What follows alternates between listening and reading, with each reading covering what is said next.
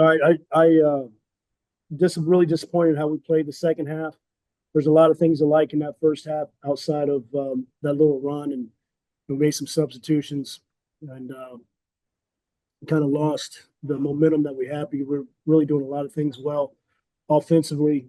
Um, the ball was moving, a lot of assisted baskets, um, and then we got away from that, led to some leak out transition points, uh, and led to us not having our defense set, and allowed them to make a run. Then the second half, um, just couldn't ever get in sync, and so that's really disappointing because we had some time here to get better. I thought, like I said, when we left Florida, I thought we took some steps forward. Down in Florida, I thought, I think we took some steps backwards here in this week, and we got some guys that their mentalities um, have to get about Ball State. That's the bottom line. Like, I get it. I've been in their shoes, and but sometimes you gotta understand um, who you are and what you can do and what you can accomplish, and you got to pour all of that into your team and your teammates. And it can't be about you. Coach, you just said you have to get guys more in a mentality that's Ball State. As a head coach, how do you go about doing that?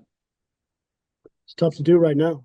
I mean, like we're 9 games in, right? We're 9 games in, so obviously, you're going to see like listen, we're losing games with what we're trying to play with guys that we believe in, have faith in. Like, so I mean, if we're going to lose games, like I'm at least going to enjoy, um, coaching guys that are about Ball State. So you can make those changes accordingly.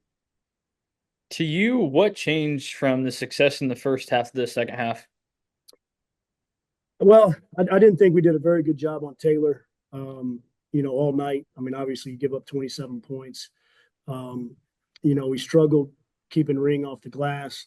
I thought we got some stops in the second half where it was still a game, and we just couldn't come up with a rebound. The big fella got us underneath a couple of times for some rebounds, and then some. Offensively, it was just a little clunky. We weren't nearly as efficient um, in execution. And you come out of a timeout. These things are inexcusable. It's on me because obviously a guy or two didn't understand coming out of the huddle, and you can't execute a play. You got guys in the wrong spots, and we're not mature enough as players to understand and play through that. Like it's got to be like perfect for guys. Like, okay, well, listen, man, like he's out of place, but you can still get to the action. The money action. Like, who cares about the little fluff stuff? But we're not mature enough to handle that, and we're a little sensitive um, to how things are going for us, in my opinion. And again, like I've done a poor job nipping that in the bud up until this point in the season. Are you worried about being 9 games in and these are still issues you've kind of had to deal with so far? I'm definitely worried about it. No question, I'm worried about it. I'm really concerned because I thought we got better in Florida, um, and it comes back, and maybe we're just going to fight that all year. But I'm going to play guys that are about Ball State and want to try to do some things, have some toughness and some grit. You can't like it's not even basketball, and like I've told these guys, like I'm worried about like life. Like you can't be that sensitive. When I'm not talking about responding to coaching. That's not what I'm talking about. I'm just like you gotta have enough stuff to you that you can overcome some adversity. Like that's what life is, man. And you know, you can learn everything you need to learn from this game to be successful in life. Whether you may not it may not be in the cards for you to be a professional basketball player. It's not in the cards for a majority of the people, right? Um, but you can learn from this game what it takes to be successful, and we are failing miserably at understanding some of those things, and that's a direct reflection on me. And I know what this game has given me. I know what this game has provided me, and what this game has taught me. I'm doing a poor job um, getting that. to my team and getting them to understand some of those lessons. You said that when you guys left Florida, you felt like this team was in a better place. In practice before this game, did it seem like you guys were still in a better spot? We didn't practice particularly well when we got back. I don't know if it was, you're playing games, playing games, playing games, and then all of a sudden you don't have something on your calendar for over a week. Your sense of urgency. I know, really good teams that I've been around. It didn't matter if it was practice or game; those dudes were wired up. They were wired up to compete and get better and push each other in practice. And we don't have enough of that. Even in the locker room tonight after the game, I stood in there and listened to some chatter. We had one guy talking. We got one guy talking that is talking about things that have to be corrected, things that we got to be better at, and everybody else is feeling sorry for themselves. Like, I said it to somebody this past week. Like we haven't had a fight in 2 years. We had a fight my first year. Now we don't ever want it. Like I'm not encouraging fighting. Like we stop it and all that stuff. But like we don't have enough competitive fire within our group to improve our you know like you know for Fat to be good he needs Wansi to come at him every day, right? And for Wansi to be good he's got to have Mason come at him every day, and vice versa, and it's got to on down the line. You can't play brother-in-law in practice. Hey man, like I'll take it easy today, you take it easy. Like you don't improve that way. And we've got a long way to go, and I think there's our leadership hasn't been what it needs, and that starts from the head coach on down. But we just it's just disappointing with how we executed and played. The last 25 minutes of the game, probably. Yeah, Wanze, I want to ask about your performance. You knocked down a lot of 3-point shots in the first half.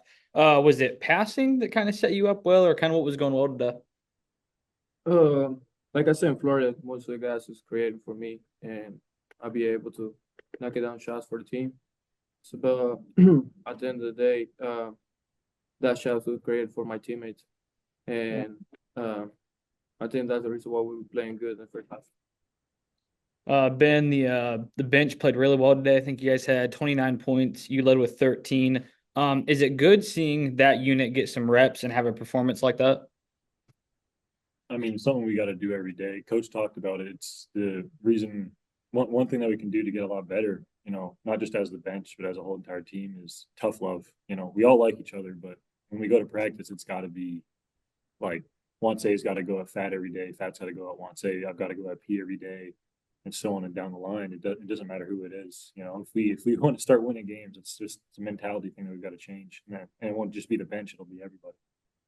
I got to ask, Ben, you've been here for a long time, ever since I've covered this team.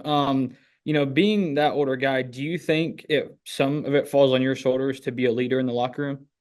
Yeah, I'd say so. I'd say I have a lot more experience than guys in a college environment. But I think a good way to talk about it is, like a forest fire. It starts somewhere and it's just got to burn through everybody. And it's just we've got to if it's me or if it's somebody, we just got to figure out someone to start a little fire that'll cause a giant fire for the whole team to get going. And then, Coach, I got to ask this you talked about, one guy being a leader, but who's someone on this team that you've watched these 9 games that you think this team, if they operate like this, we can be successful? Is there a guy you have like that? I've tried to put different people and try to empower different guys in different situations, and just haven't been able to get any consistency from that. And so, it's going to have to continue to be a work in progress. I'm going to have to do a better job. And some guys that, they can do it when, leadership is a lonely place, right? It's a very lonely place. And if so you can't be scared or afraid of, ruffling a few feathers, so to speak. And so you've got to be able to, lead when things are going well for you, and you also got to be able to lead, and even more so when things aren't going well for you. And that's kind of where we're stuck. When things are going well, like we're a loud, talkative group. When things get a little rough and adversity hits, we get real quiet, and we got some guys that go into a shell, and we got to get past that. I guess what my last question here, kind of asked it to you earlier, but you mentioned, the mentality, guys getting quiet. As a coaching staff, how do you go about fixing stuff that really doesn't matter on the court? It's just kind of like outside of basketball.